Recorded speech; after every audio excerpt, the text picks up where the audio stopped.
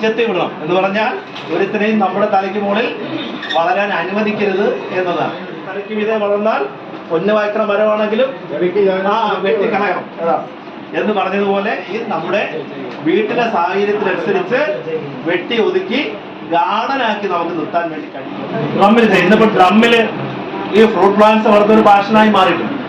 നേരത്തെ കുടപ്പനപ്പത്തിന്റെ കാര്യം പറഞ്ഞതുപോലെ കേരളത്തിൽ ആദ്യം 20,000 വീടുകൾക്ക് ഗ്രോ ബാഗിൽ ഒരു സെക്കൻഡ്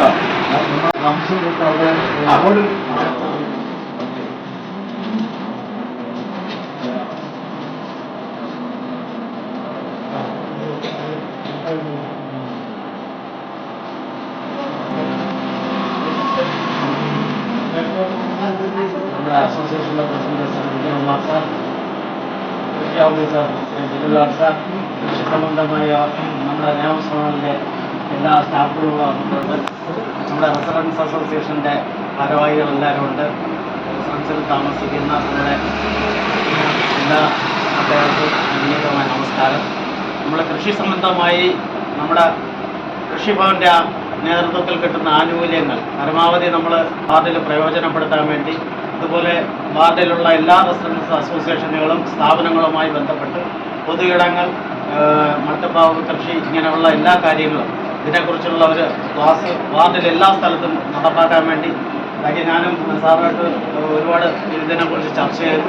അതിൻ്റെ അടിസ്ഥാനത്തിൽ ഇനി വാർഡിലുള്ള എല്ലാ റെസിഡൻസ് അസോസിയേഷനിലും അതുപോലെ തന്നെയാണ് സ്ഥാപനങ്ങളിലും നടപ്പാക്കി എടുക്കുന്നതിന് വേണ്ടിയിട്ടുള്ള നടപടിക്രമങ്ങളുമായിട്ട് മുന്നോട്ട് പോകുമെന്ന് പറഞ്ഞുകൊണ്ട് ഈ പരിപാടിയിൽ പങ്കെടുക്കാൻ സാധിച്ചതിൽ നന്ദി രേഖപ്പെടുത്തുന്നു.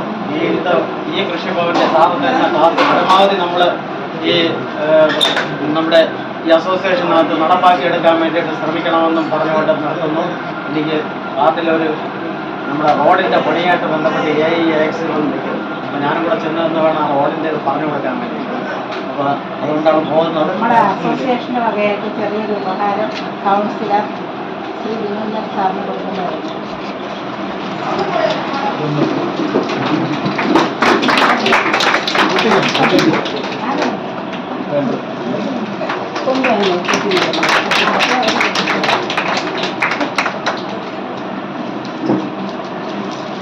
ുമായിട്ട് ബന്ധപ്പെട്ടിട്ട് പിന്നെ നമ്മുടെ വാർഡിലെ റെസിഡൻസ് അസോസിയേഷനുകളുടെ മീറ്റിംഗ് വിളിച്ച് അവരുടെ അധ്യക്ഷ എല്ലാം വാങ്ങിയിട്ടുണ്ട്.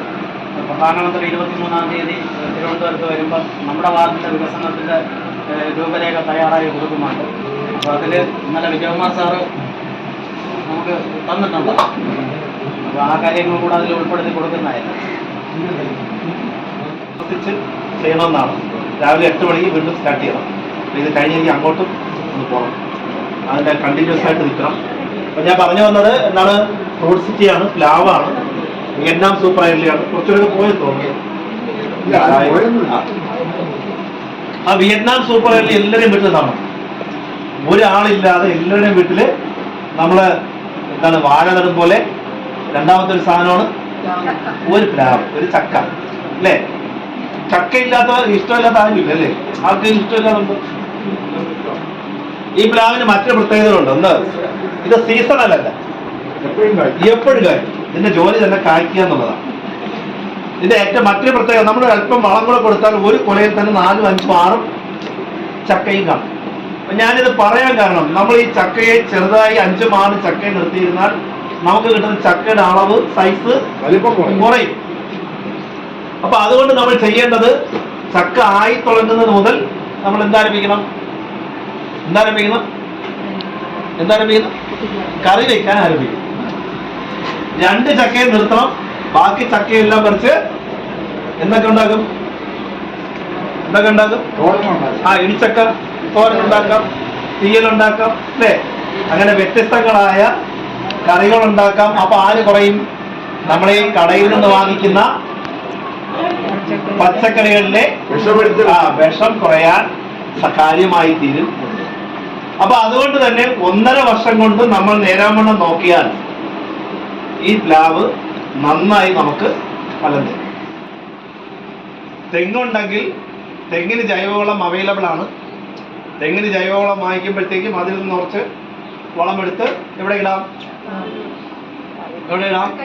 ആ പ്ലാവിനിട്ട് ആ വളവും ഒരു മുക്കാലിടം മണ്ണുമായിട്ട് മിക്സ് ചെയ്ത് കുറച്ച് ഡോളോമൈറ്റ് നേരത്തെ ഇട്ട് അല്ലെങ്കിൽ ഡോളോമൈറ്റ് അതിൻ്റെ ഒപ്പം ഇട്ട് ഈ പ്ലാവിനെ അങ്ങോട്ട് നടും.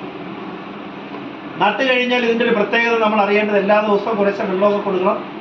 കാരണം ഇത് സാധാരണഗതിയിൽ പ്ലാവ് വളരും പോലെ വളരില്ല. പിന്നെ എങ്ങനെയാണ് നമ്മൾ അത്യാവശ്യം ഒരു പരിചരണം കൊടുക്കണം. അങ്ങനെ പരിചരണം കൊടുത്താൽ 1.5 വർഷം കൊണ്ട് ഇത് ചക്ക തരും എന്നുള്ള കാര്യത്തിൽ ആര് ഗ്യാരണ്ടിയാണ്? ഞങ്ങൾ വെട്ടി കളഞ്ഞ് നന്നായി. നമുക്ക് ഏറ്റവും വലിയ പ്രശ്നം, നമ്മുടെ വീട്ടിൽ ഏത് ചെടി നട്ടാലും നമ്മൾ അതിൻ്റെ മണ്ട മുറിക്കില്ല. ഏതെങ്കിലും മുറിക്കുമോ നമ്മൾ? കഴിഞ്ഞ ദിവസം എൻ്റെ വീട്ടിൽ ഒരു ആവശ്യം, വീട്ടിൻ്റെ അടുത്ത് മറ്റൊരു വീട്ടിൽ നിറയെ ചെമ്പരത്തി വളർന്ന് കിടക്കണം. ഞാൻ പറഞ്ഞൊന്ന് വെട്ടിക്കളഞ്ഞെങ്കിൽ, പക്ഷെ ചെമ്പരത്തി വെട്ടാൻ അങ്ങനെ കാട് കഴിക്കും. നമ്മുടെ ഏറ്റവും വലിയ പ്രശ്നം അവിടെയാണ്. നമ്മൾ ഈ ചെടികളെ ഒന്നും എന്ത് ചെയ്യില്ല, നമുക്ക് എളുപ്പത്തിന് നമ്മുടെ സാഹചര്യത്തിനനുസരിച്ച് പ്രൂൺ ചെയ്ത് നിർത്തും. പ്രൂണിങ് ആൻഡ് ട്രെയിനിങ് എന്നുള്ള 2 പ്രോഗ്രാമാണ്. Pruning and training. ട്രെയിനിങ് എന്ന് പറഞ്ഞാൽ നമ്മുടെ സൗകര്യത്തിനനുസരിച്ച് അതിനെ ട്രെയിൻ ചെയ്യും. രണ്ടവൻ്റെ മണ്ടയെ വെട്ടി നമ്മുടെ സാഹചര്യത്തിനനുസരിച്ച് പ്രൂൺ ചെയ്ത് നിർത്തും. അല്ലേ? നമ്മൾ തേയില ചെടി വളർത്താൻ വിട്ടാലോ എന്ത് ചെയ്യും? ഇവ മരമായി തീരും. അല്ലേ? ഇടുക്കി ചെല്ലുമ്പോഴത്തേക്കും മൂന്നാർ ചെല്ലുമ്പോഴത്തേക്കും ചെടിയെല്ലാം കാഴ്ചയ്ക്ക് ഒരേ തരത്തിലാണ് എന്ന് നിൽക്കുന്ന വയ്ക്കുന്ന മുരിങ്ങത്തോട്ടം കാണാം. മുരിങ്ങത്തോട്ടം ഇത്രയുള്ളത് എന്തുകൊണ്ടാണ്? ഇത് വർഷങ്ങൾ പഴക്കമുള്ള സാധനമാണ്. ഇവ അങ്ങോട്ട് കാഴ്ച കഴിഞ്ഞാൽ ഇവനെ മുറിച്ച് മാറ്റണം. എന്ത് മാത്രമേ നിർത്തുള്ളൂ? ഇതിന്റെ ചോട് മാത്രമേ. ഈ ചോട് അങ്ങോട്ട് വളർന്ന് കയറിയാൽ അത് കായായിട്ട് എന്ന് പറഞ്ഞാൽ നമുക്ക് നമ്മളെ വീട്ടിൽ ഏത് ചെടിയുണ്ടെങ്കിലും അതിന്റെ മണ്ട വെട്ടി വൃത്തിയാക്കി ലെവൽ ചെയ്ത് നിർത്തിയാൽ നമുക്ക് കിട്ടുന്ന ഈൽഡ് വിളവും കൂടും. അപ്പം നമ്മൾ ചെയ്യേണ്ടത് എന്താണ്? ഈ പ്ലാവിനെയും അത്തരത്തിൽ ട്രെയിൻ ചെയ്ത് നിർത്തണം. നമ്മുടെ വീടുകളിലെല്ലാം നമുക്ക് എന്ത് ചെയ്യാൻ പറ്റണം? ഒരു ചെടി, ഒരു മാവ് നടാൻ പറ്റും. ചെയ്യണമെന്നാണ്. രാവിലെ 8 മണിക്ക് വീണ്ടും സ്റ്റാർട്ട് ചെയ്യണം. അപ്പോൾ ഇത് കഴിഞ്ഞ് എനിക്ക് അങ്ങോട്ടും ഒന്ന് പോകണം. അതിൻ്റെ കണ്ടിന്യൂസ് ആയിട്ട് നിൽക്കണം. അപ്പോൾ ഞാൻ പറഞ്ഞു വന്നത് എന്താണ്? ഫ്രൂട്ട് സിറ്റിയാണ്, പ്ലാവാണ്, വിയറ്റ്നാം സൂപ്പർ അയർലിയാണ്. കുറച്ചുകൂടെ പോയത് തോന്നുന്നു.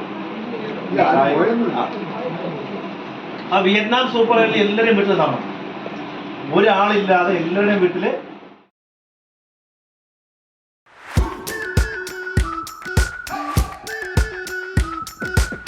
We've been waiting for so